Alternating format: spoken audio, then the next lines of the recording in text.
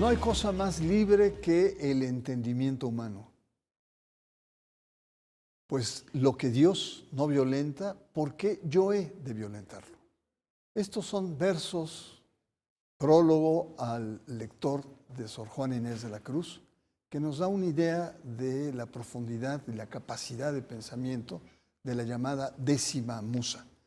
Hablar de Sor Juana nos obliga a mirar de manera panorámica todo aquello que la atraviesa, su época, su talento literario, la revolución de su pensamiento, los contextos en los que vivió y que se sobrepuso su trascendencia como símbolo de lucha femenina. ¿Qué impulsó su pensamiento? ¿Cómo fue su vida y por qué está considerada una de las máximas figuras de la literatura, la filosofía y el pensamiento del siglo XVII? Tenemos en el estudio a la doctora Margarita Vázquez Montaño, doctora en Historia por el Colegio de México, profesora e investigadora en el Colegio Mexiquense y especialista en Historia Intelectual con perspectiva de género. Bienvenida, Magali, un gustazo tenerte aquí. Muchísimas gracias, Bernardo, gracias por la invitación. Vamos a ver una breve cápsula, sobre todo a la vida de Sor Juana Inés de la Cruz.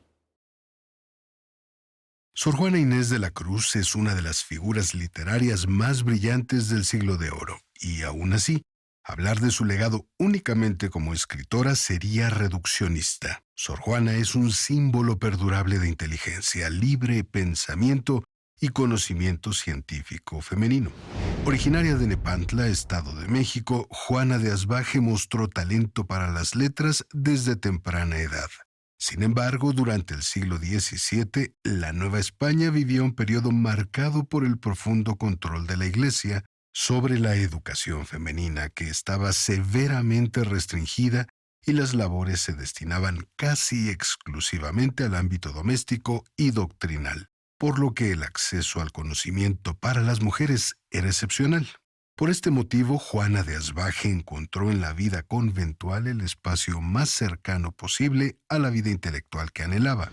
En el convento de San Jerónimo, convertida en Sor Juana Inés de la Cruz, reunió una de las bibliotecas particulares más importantes de la Nueva España y desarrolló una obra vasta que incluye poesía lírica, villancicos, sacramentales, comedias y ensayos. Su voz destacó por la agudeza, el ingenio y la profundidad filosófica con la que cuestionaba las estructuras sociales, el dogma religioso y la desigualdad de género.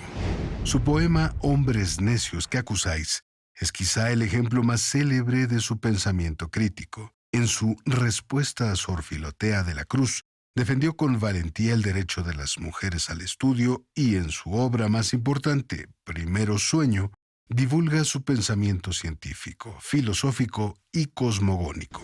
Pionera feminista y genia de la literatura, su vida y obra trascienden su tiempo, convirtiéndola en un emblema de la libertad intelectual y una inspiración para quienes, aún hoy, buscan conocimiento y justicia. ¿Qué le parece? ¿Qué mujer, Sor Juana Inés de la Cruz? Para comenzar, doctora, ¿cómo describiría la importancia y sobre todo el contexto histórico que le toca vivir? A veces solemos decir que eran mujeres adelantadas a su tiempo, ¿no? Yo generalmente desde la especialización en la que estoy, que es la historia de las mujeres, yo más bien combato eso, porque más bien hay que entenderlas en su tiempo, en su época, y reconocer las limitaciones que están vinculadas pues, a esta estructura patriarcal en las cuales están inmersas más en una época como en el siglo XVII, en donde además hay muchas contradicciones. Estamos pensando que también ya la ilustración está muy presente a nivel de pensamiento y de ideas, ¿no? Y que están confluyendo en diferentes obras. Incluso Sor Juana tiene mucho contacto con la lectura de los griegos, ¿no? Por ejemplo, solo por mencionar algún elemento de su obra o de su pensamiento. Y hay que pensar que las mujeres no tenían muchas opciones. En realidad no había muchas, ¿no? Para la época. Una es que estaban supeditadas a los mandatos de género domésticos, por así decirlo, y entonces las dos únicas vías generales, habiendo sus excepciones, claro está, era el matrimonio, que era como la salida pues evidente, ¿no? Para la mayoría de las mujeres, o el convento. Y lo interesante acá es que en la época, al final de cuentas, Sor Juana decidió, digamos, decantarse por el convento, pero ella lo vio como una estrategia, ¿no? Político-intelectual, si es que lo vemos desde la época actual, en donde encontró esa habitación propia de la que hablaba también después, siglos después, Virginia Woolf, en donde ella pudo recluirse para escribir, para desarrollar su intelecto, para conocer, para leer, y eso me parece algo excepcional para la época, por eso hablamos de excepciones, porque Sor Juana al final de cuentas tomó una decisión que estaba más vinculada, sí, a un fervor religioso, porque eso no se lo podemos negar, está en su obra muy presente, pero con una mirada muy particular, que de alguna manera resignificaba la idea que se tenía de la época del estereotipo de la mujer en general. ¿Qué tan pesada era esa atmósfera masculina, religiosa, digamos hasta fanática? Y sobre todo, ¿qué pensaban de una mujer que brillaba con luz propia? Que pensaba que tenía cuerda propia y no solamente estaba al tú por tú con los varones, con los teólogos, sino los aplastaba a estos varones. Sí, y además hay que pensar que la figura como tal de Sor Juana es sorprendente por donde la veamos. A los 3 años aprende a leer. Y eso habla también de ciertos privilegios, ¿no? De una cuna que le permite de alguna manera tener acceso pues, al primer aprendizaje, que es el de la lectura, ¿no? Para desarrollarnos intelectualmente. A los 8 años escribe su primera loa, ¿no? Para que dimensionemos de quién estamos hablando. Y tiene una experiencia muy particular porque a los 16 años va a ingresar a la corte de la virreina Leonor María Carreto. Y esa experiencia es interesante porque la lleva a las cúpulas del poder, pero no le resulta tan atractiva. Sí hay que señalar que también en los nuevos estudios que se han hecho sobre Sor Juana hay un vínculo ahí muy interesante con una de las virreinas que incluso nos habla de un amor más que de amistad. Claro, desde la teoría feminista y desde la crítica literaria feminista se han revelado como ciertos elementos, como se han hecho de otras figuras más contemporáneas a nosotros como Gabriela Mistral, ¿no? y su lesbianismo. En ese sentido me parece importante señalar otra vez la excepcionalidad en la época por parte de Sor Juana, por los vínculos que va a tener con las esferas del poder y por otro lado cómo su entrada al convento no es para sentarse a rezar todo el día, sino que porque es una figura de privilegio, le va a permitir pues, tener una biblioteca a su alcance, con lecturas no solo de tipo religioso, sino también científico, entendiendo lo científico para la época del siglo XVII. Y en ese sentido, pues de alguna manera, el convento se vuelve en ese espacio en donde va a desarrollar esa luminosidad, pero además no es a extramuros, su obra se empieza a conocer. Y eso es lo interesantísimo del caso de Sor Juana, porque va a tener mecenas en el poder. Esos vínculos, esas redes, la vuelven justamente una figura luminosa incluso en su época, porque tenemos casos de mujeres que después se les conoce, ¿no? Su obra, y ella en la época es conocida, y eso es lo más maravilloso del caso de Sor Juana Inés de la Cruz. No, increíble. Es una mujer de poder también, que lo supo manejar. Totalmente.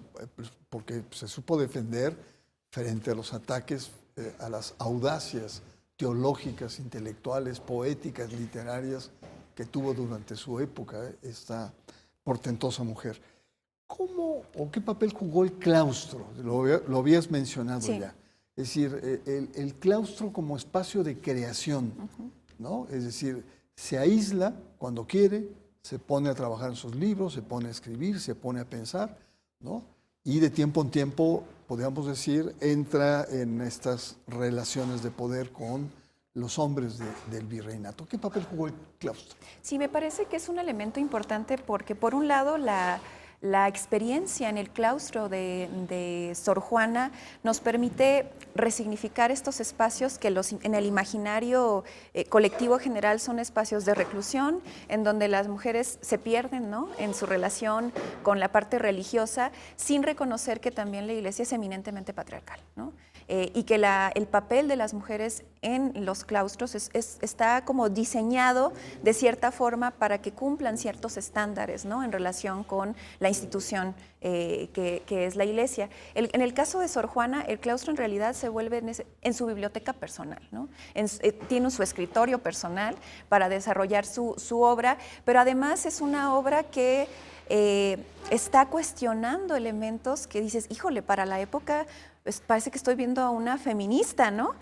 Porque por un lado, bueno, conocemos muy bien esta frase de uno de sus poemas, hombres necios que acusáis a la mujer sin razón, etcétera, etcétera. Por un lado hay que pensar que el claustro para Sor Juana es ese momento en el que puede tener discusiones teológicas o las mujeres no podían tener estos debates o estas reflexiones teológicas, le pertenecían a los varones dentro de la institución eclesiástica, y Sor Juana lo está haciendo. Y va a tener muchos problemas con eso. Va a ser criticada, pero también incluso intentos de silenciarla en varios momentos de su vida. Y claro hay un momento cumbre, ¿no?, en la vida intelectual de Sor Juana, que es como debate que va a tener con el obispo de Puebla, Manuel Fernández, en donde surge esta famosa respuesta a Sor Filatoea, que es una carta, una respuesta a una carta del propio obispo, en donde le dice a Sor Juana casi, ¿por qué estás estudiando cuestiones profanas, ¿no? ¿Por qué estás leyendo literatura, ciencia, filosofía? Algo que no tiene que ver ni siquiera con tu género, es decir, con tu condición de mujer. La respuesta es maravillosa. No, increíble, realmente es un personaje verdaderamente resaltable y sobre todo para la época que vivió, una época que estaba cerrado. Pero también es interesante la historia de estos conventos, o sea, la dinámica. Muchas mujeres ricas y de alcurnia iban hasta con sus empleadas, sí, que o viudas, tal, ¿no? perdón. Ajá. Viudas también ingresaban. Viudas que se recluían, o sea, eso denota que también en esos conventos había debate entre las propias mujeres. No solo, o sea, Sor Juana es un elemento muy importante, pero quizá nos falte investigación de ver cómo desde ese convento, y a mí lo que me impresiona es que Sor Juana era consultada por políticos, la iban a ver, ¿no? Y iban a consultar, aunque era de claustro, la iban a consultar. Bueno, ¿qué les parece si hacemos una pausa? Estamos conversando en torno a una maravillosa mujer, pero ojo, no es la única. Hay otras más, muchas otras más que vamos a conversar en nuestro siguiente segmento. Usted está en El Hilo Negro.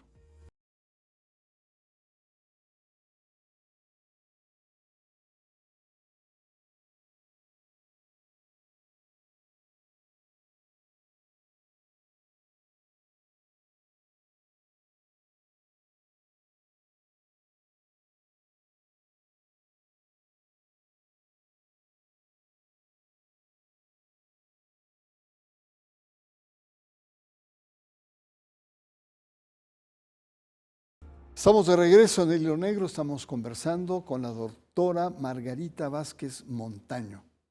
Yo la conozco como Magali. Así es. Es muy hermoso también ese nombre.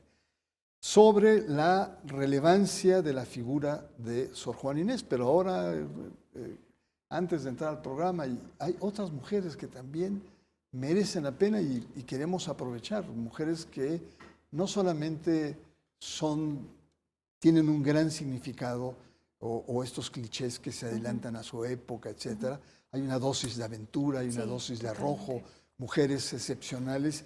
Y hay un ejemplo en Hermila Galindo, que es un personaje que desde su juventud abrazó los ideales revolucionarios, se hizo carrancista, participó en la Constitución. Después, a la muerte de Carranza, se retira, pero trabaja desde una perspectiva claramente feminista y sin duda ella es un factor importante en que las mujeres en este país Y en el caso de Ermila Galindo, para mí es una de las figuras más emblemáticas, ¿no?, del feminismo moderno mexicano. Ya decíamos que era carrancista, pero algo muy importante en el caso de Ermila Galindo, se convirtió en la secretaria particular de Venustiano Carranza, el jefe constitucionalista que después, al triunfo de la Revolución, se convierte presidente del país. Y esta relación con el poder va a ser muy estratégica para Ermila Galindo. Gracias a ese vínculo con el poder, con la capacidad de tener financiamiento por estar ligada a Carranza, la vuelve como en una feminista itinerante. Va a diferentes estados del país para hablar del feminismo, un feminismo muy particular, muy de época sufragista, un poco liberal, digámoslo así. Y su gran logro, por un lado, es aparecer en el Constituyente de Querétaro entre 1916 y 1917, cuando se está fundando este nuevo pacto social que va a ser la Constitución del 17, y lleva la propuesta del voto, ¿no?, acompañada de uno de los diputados.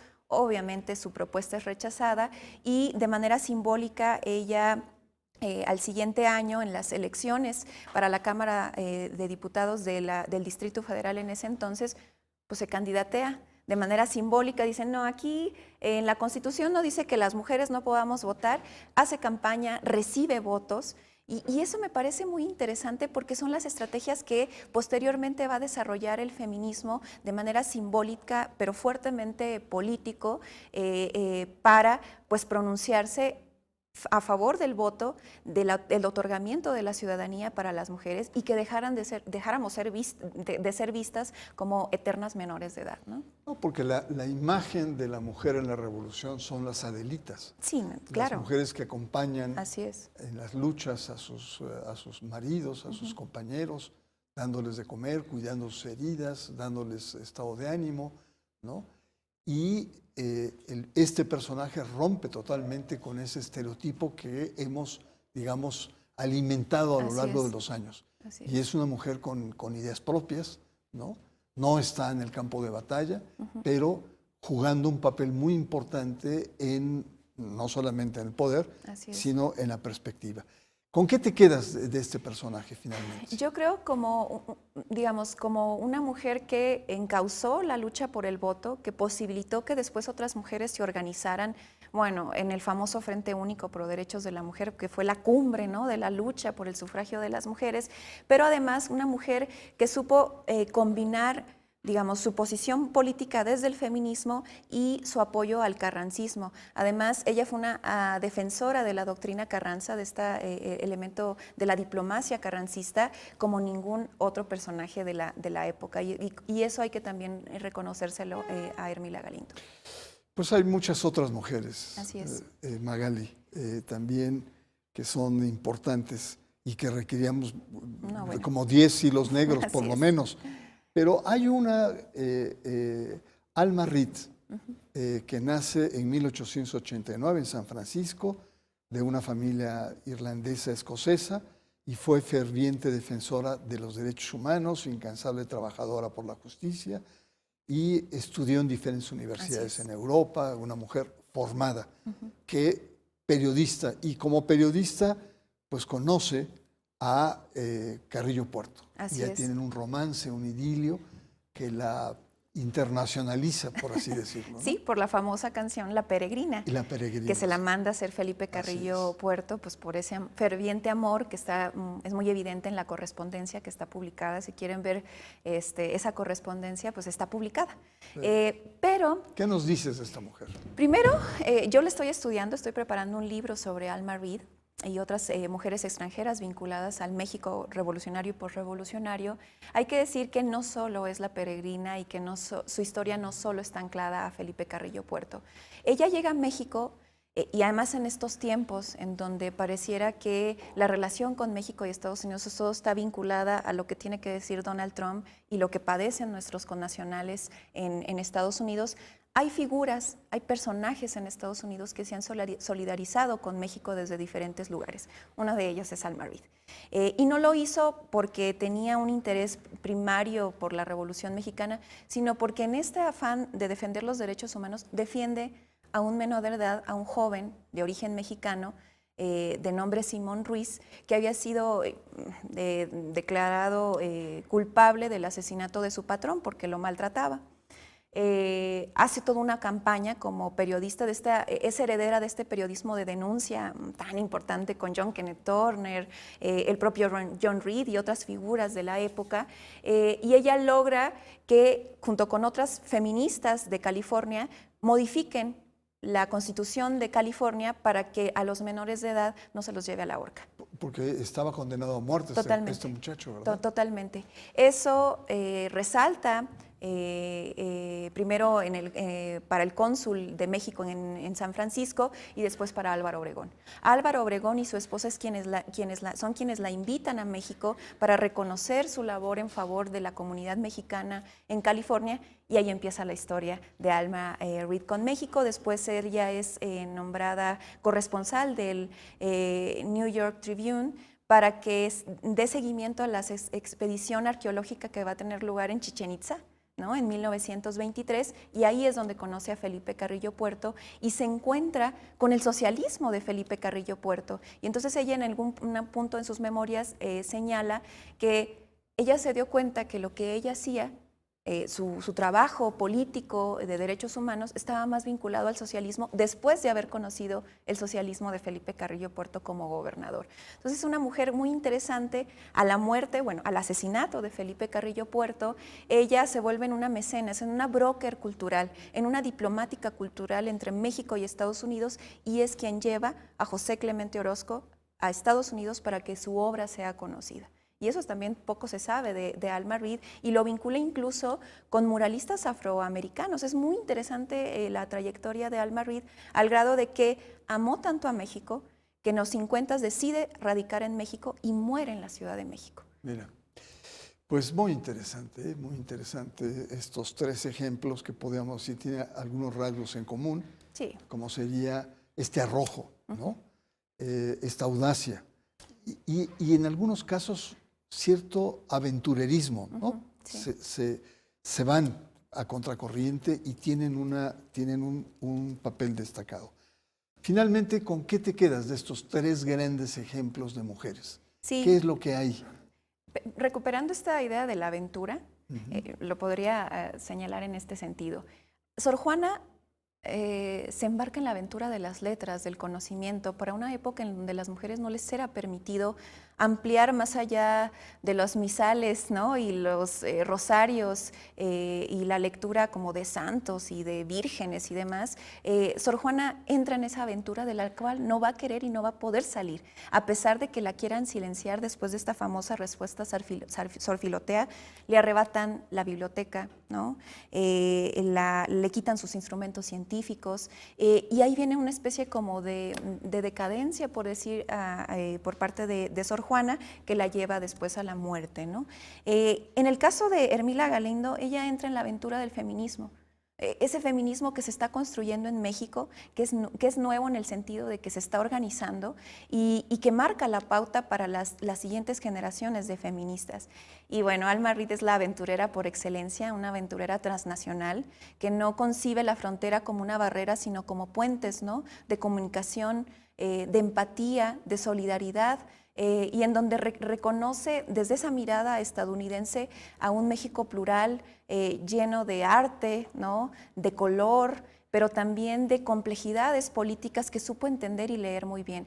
Ella no solo fue una mujer que se vinculó a la política yucateca a través de Felipe Carrillo Puerto, sino fue una mujer que supo entender las transformaciones que estaba viviendo México a principios del siglo XX y lo trató de trasladar a Estados Unidos a través de publicaciones en historia, en arqueología, en arte. Y eso me parece un elemento fundamental que tenemos que reconocer, salir un poco de la mirada nacional y reconocer que hay figuras que trascienden las fronteras y que miran a los países desde la solidaridad internacionalista, por ejemplo.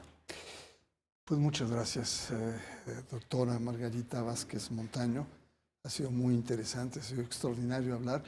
Y, por supuesto, ella tiene un programa en el Canal 11. Así es. Todos los lunes, que son perspectivas históricas, con el doctor Felipe Ávila. Felipe Ávila, y ambos invitan a expertos, analistas, a discutir diferentes tópicos sobre la realidad y la historia del país. Es que lo invito a que vean a mi querida Magali. Muchas gracias por tu Muchísimas presencia. gracias. Estamos en contacto y yo le espero la próxima semana aquí en el Hilo Negro.